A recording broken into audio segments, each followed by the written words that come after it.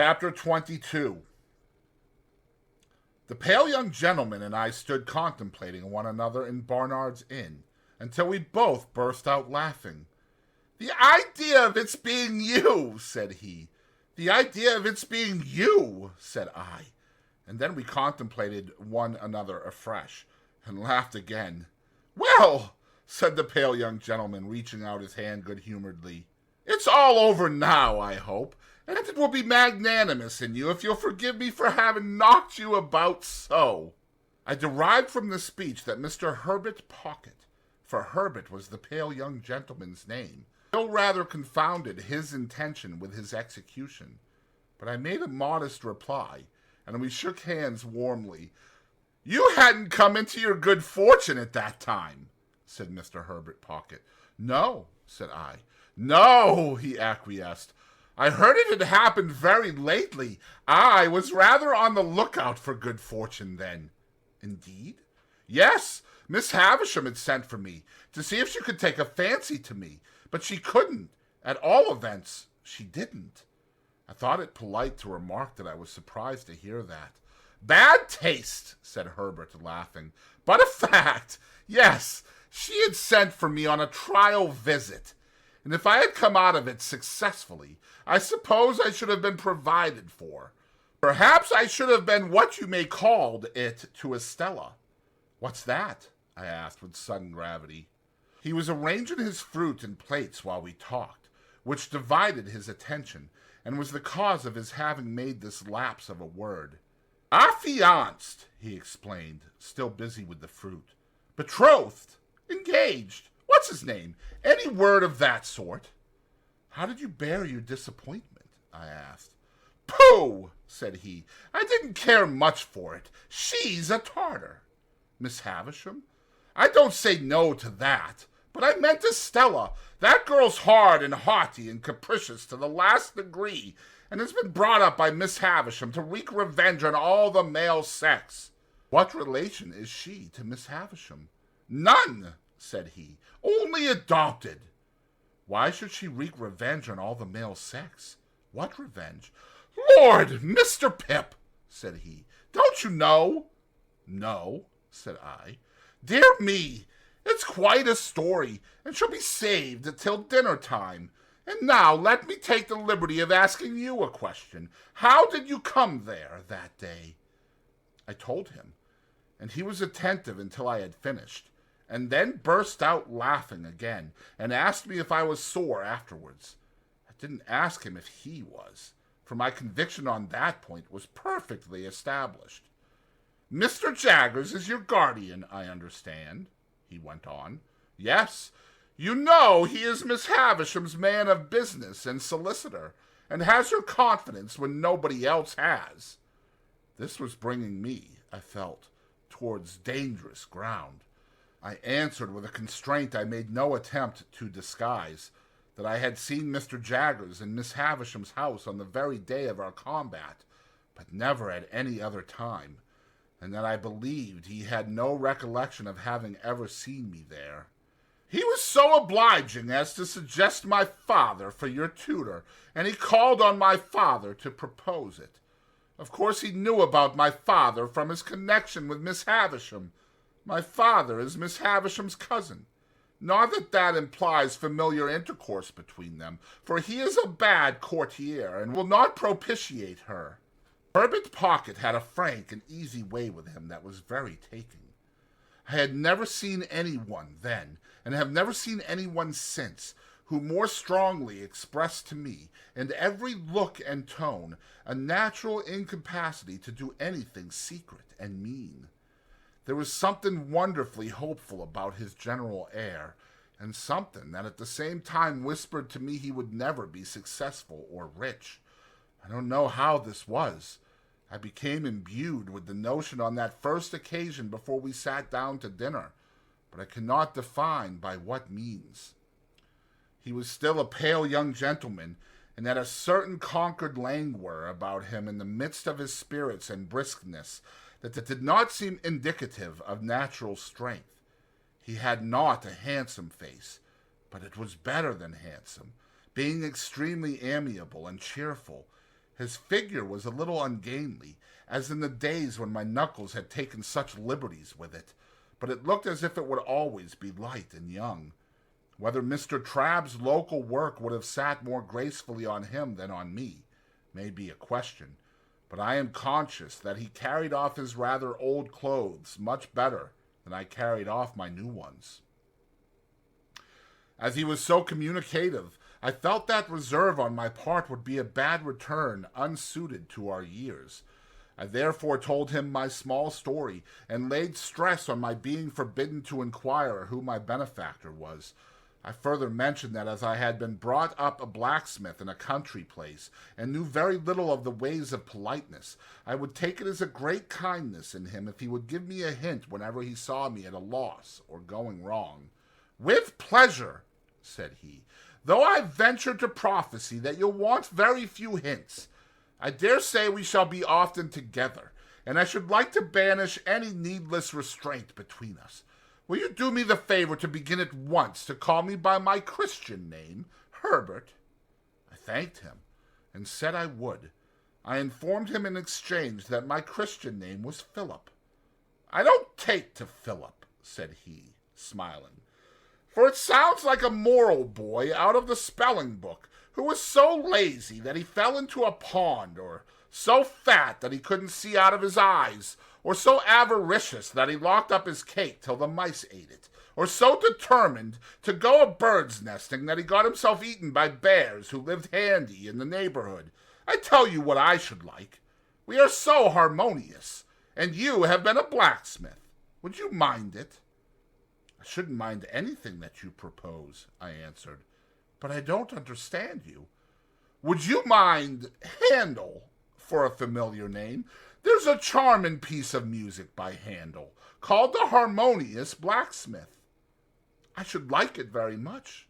"Then, my dear Handel," said he, turning round as the door opened, "here is the dinner, and I must beg of you to take the top of the table, because the dinner is of your providing."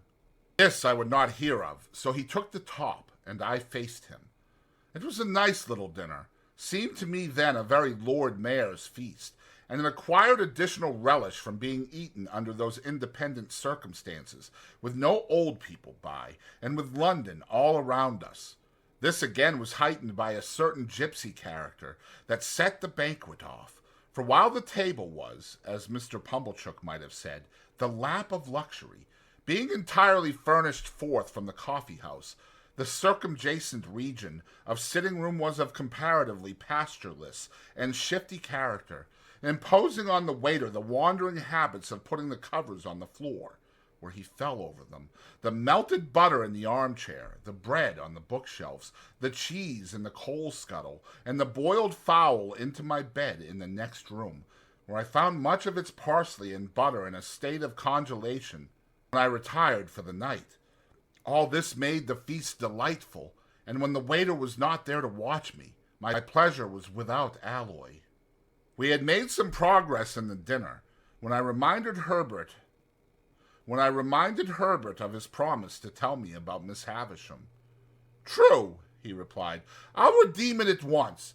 Let me introduce the topic, Handel, by mentioning that in London it is not the custom to put the knife in the mouth for fear of accidents, and that while the fork is reserved for that use, it is not put further in than necessary. It is scarcely worth mentioning, only it's as well to do as other people do. Also, the spoon is not generally used overhand, but under.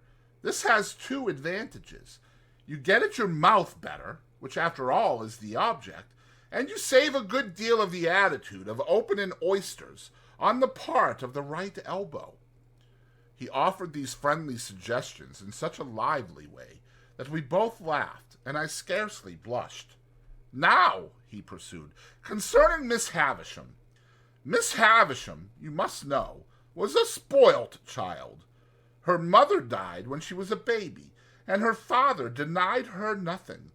Her father was a country gentleman down in your part of the world, and was a brewer.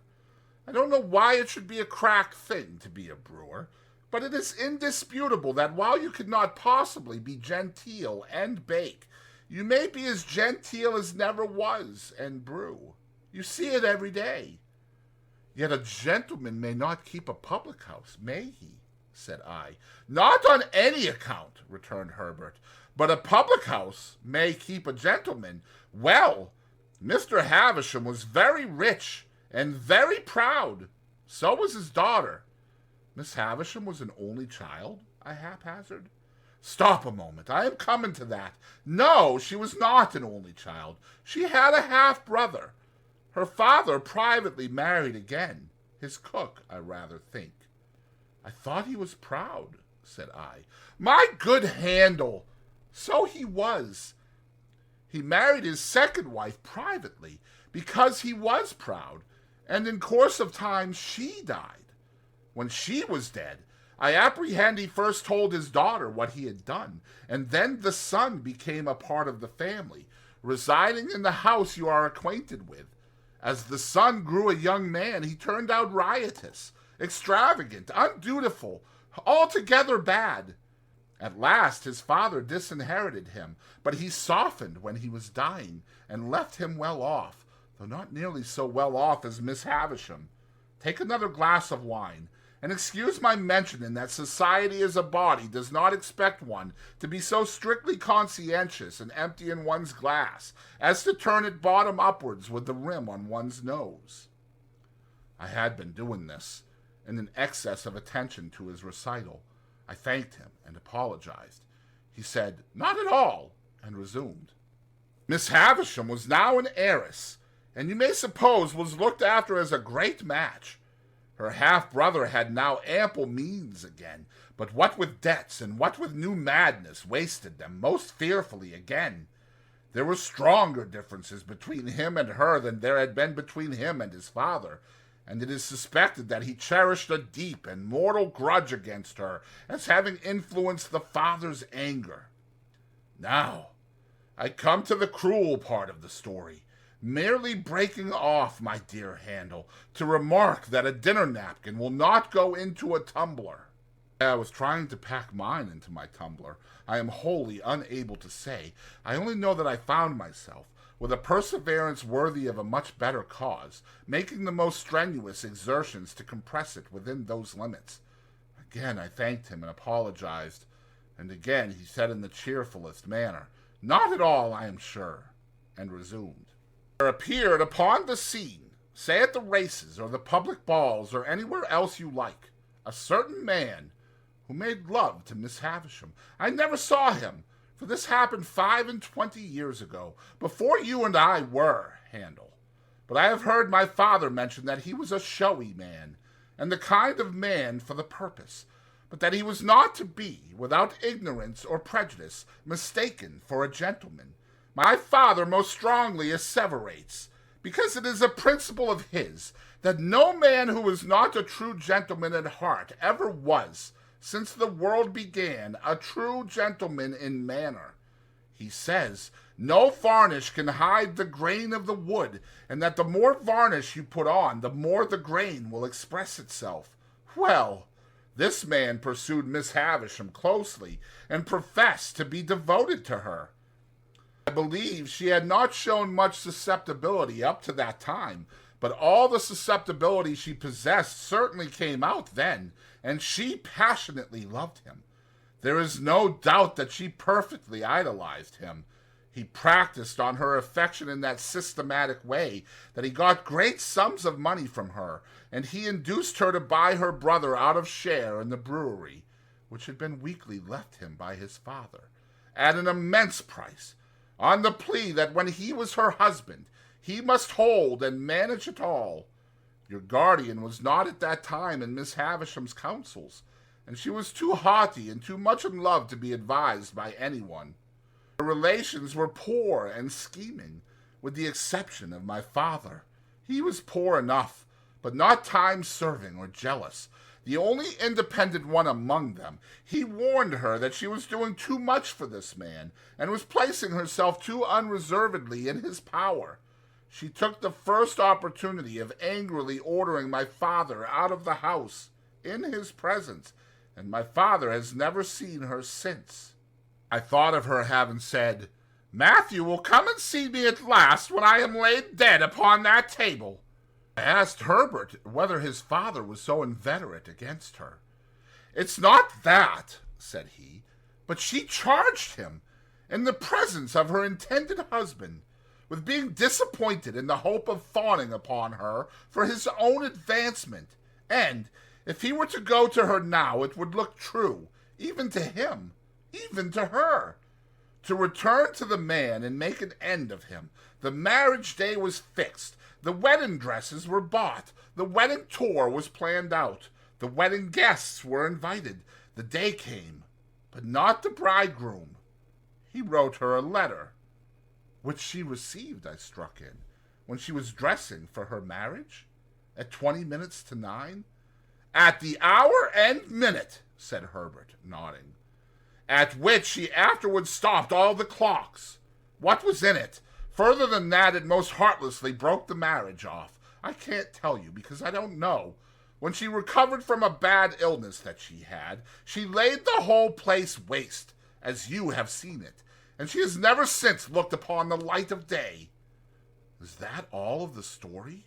I asked, after considering it.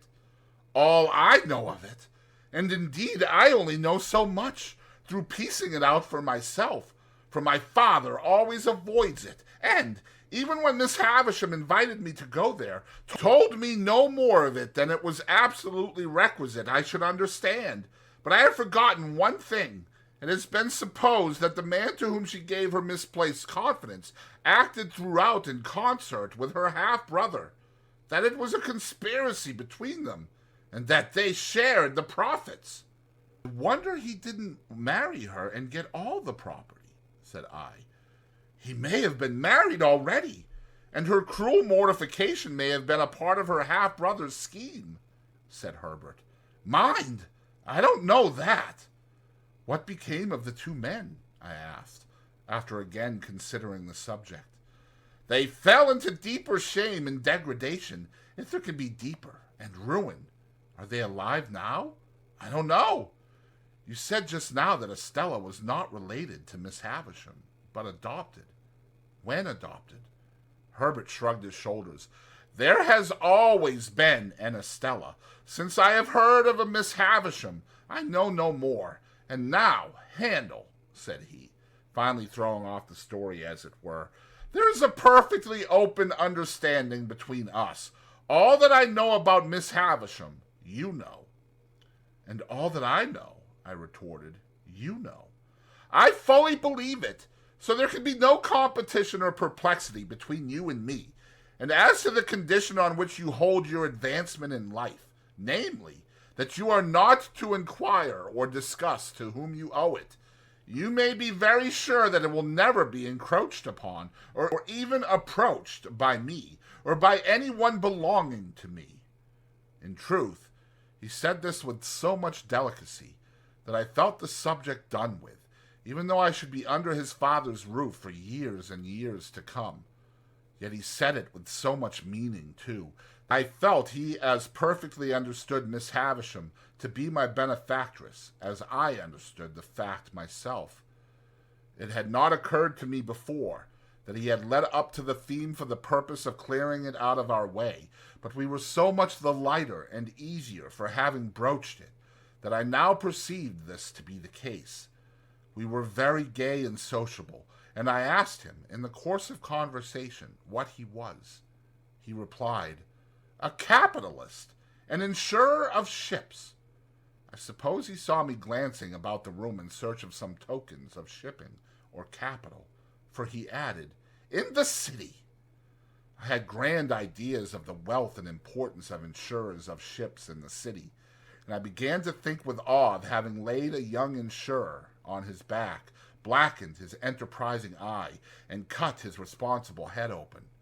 But again, there came upon me, for my relief, that odd impression that Herbert Pocket would never be very successful or rich. "I shall not rest satisfied with merely employing my capital in insuring ships. I shall buy up some good life assurance shares and cut into the direction. I shall also do a little in the mining way. None of these things will interfere with my chartering a few thousand tons on my own account. I think I shall trade, said he, leaning back in his chair, to the East Indies, for silks, shawls, spices, dyes, drugs, and precious woods. It's an interesting trade. And the profits are large, said I. Tremendous, said he. I wavered again, and began to think here were greater expectations than my own. I think I shall trade also, said he, putting his thumbs in his waistcoat pockets, to the West Indies, for sugar, tobacco, and rum, also to Ceylon, especially for elephants' tusks. You will want a good many ships, said I. A perfect fleet, said he. Quite overpowered by the magnificence of these transactions, I asked him where the ships he insured mostly traded to at present. I haven't begun insuring yet, he replied. I am looking about me.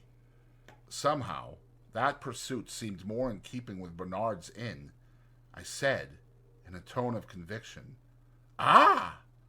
Yes, I am in a counting house and looking about me. Is a counting house profitable? I asked. Do you mean to the young fellow who's in it? He asked in reply. Yes, to you. Why, no, not to me. He said this with the air of one carefully reckoning up and striking a balance. Not directly profitable. That is, it doesn't pay me anything, and I have to keep myself. This certainly had not a profitable appearance, and I shook my head as if I would imply that it would be difficult to lay by much accumulative capital from such a source of income. But the thing is, said Herbert Pocket, that you look about you. That's the grand thing. You are in a counting house, you know, and you look about you. It struck me as a singular implication that you couldn't be out of a counting house, you know, and look about you. But I silently deferred to his experience.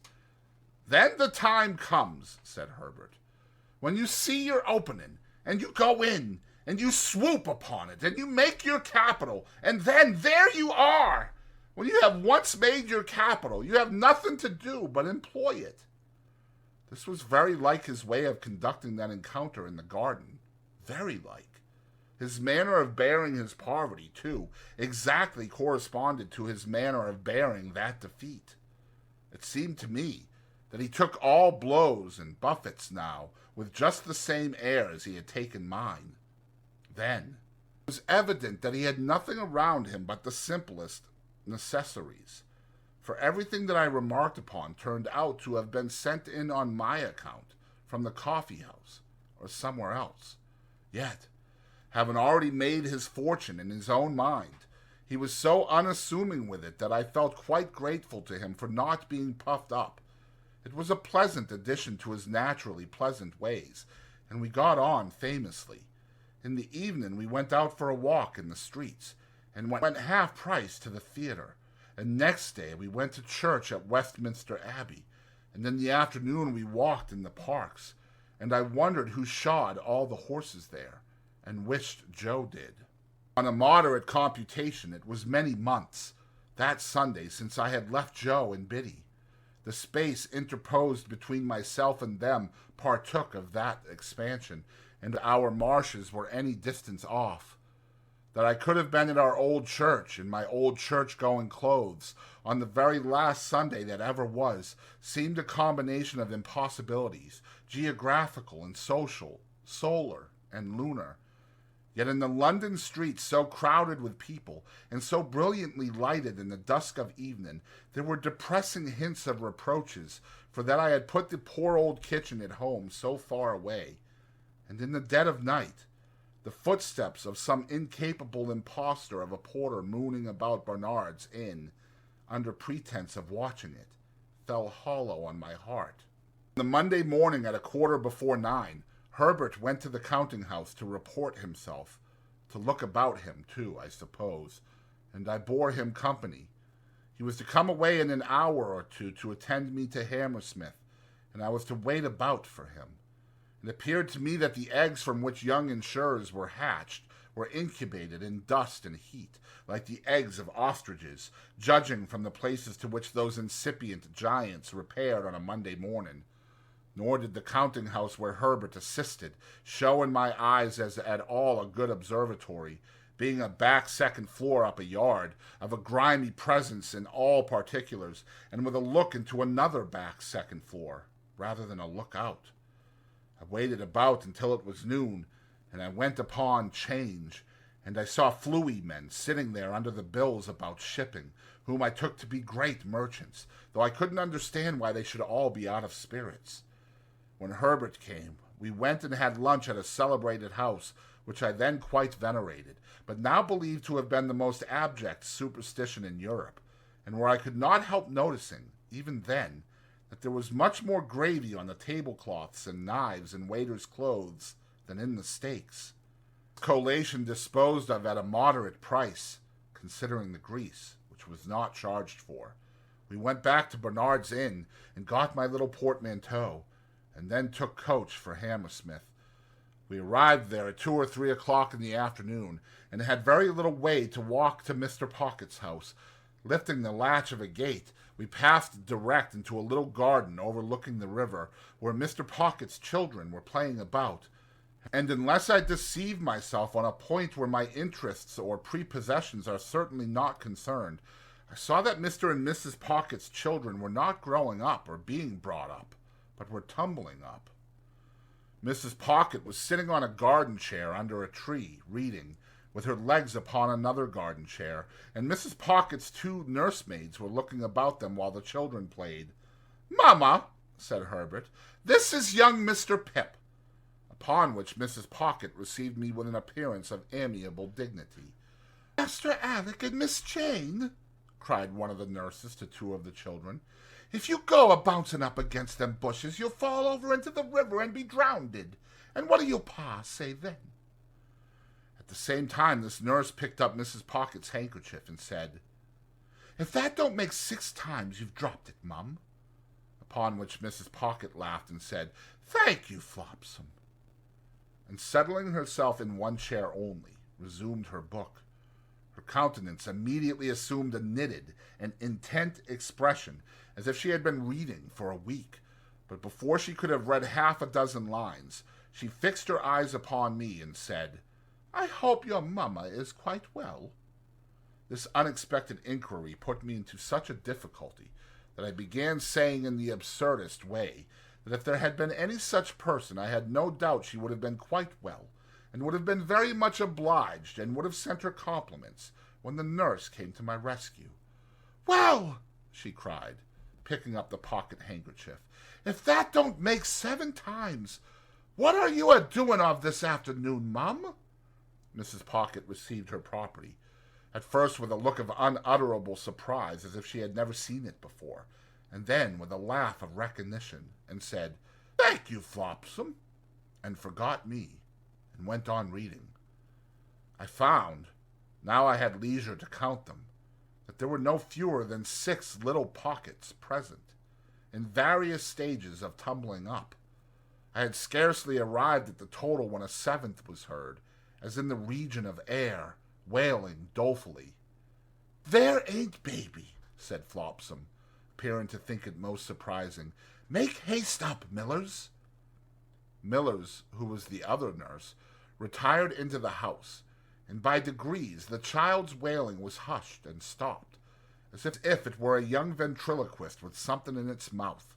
Mrs. Pocket read all the time, and I was curious to know what the book could be. Waiting, I supposed, for Mr. Pocket to come out to us.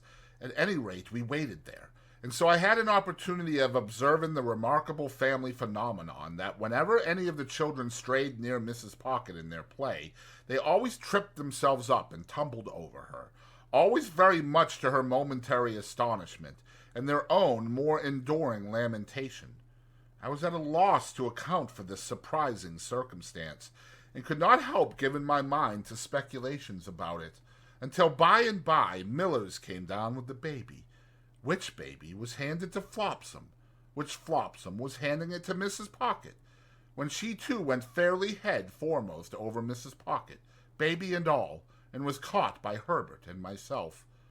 "Gracious me, Flopsome," said Mrs. Pocket, looking off her book for a moment. "Everybody's tumbling." "Gracious you indeed, Mum," returned Flopsome, very red in the face. "What have you got there?" "I got here, Flopsome?" asked Mrs. Pocket. "Why, if it ain't your footstool," cried Flopsome, "and if you keep it under your skirts like that, who's to help tumbling? Here, take the baby, Mum, and give me your book."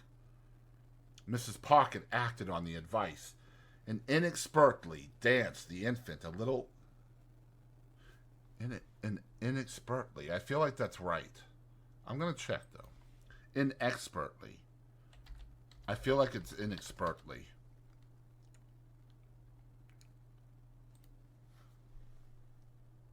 Inexpertly. Inexpertly. Inexpertly. I don't feel like that's right. It probably is, though. Inexpertly. Okay. And inexpertly danced the infant a little in her lap, while the other children played about it. This had lasted but a very short time, when Mrs. Pocket issued summary orders that they were all to be taken into the house for a nap. Thus, I made the second discovery on that first occasion, that the nurture of the little Pockets consisted of alternately tumbling up and lying down. Under these circumstances, when Flopsome and Millers had got the children into the house, like a little flock of sheep, and Mr. Pocket came out of it to make my acquaintance, I was not much surprised to find that Mr. Pocket was a gentleman with a rather perplexed expression of face, and with his very gray hair disordered on his head, as if he didn't quite see his way to putting anything straight.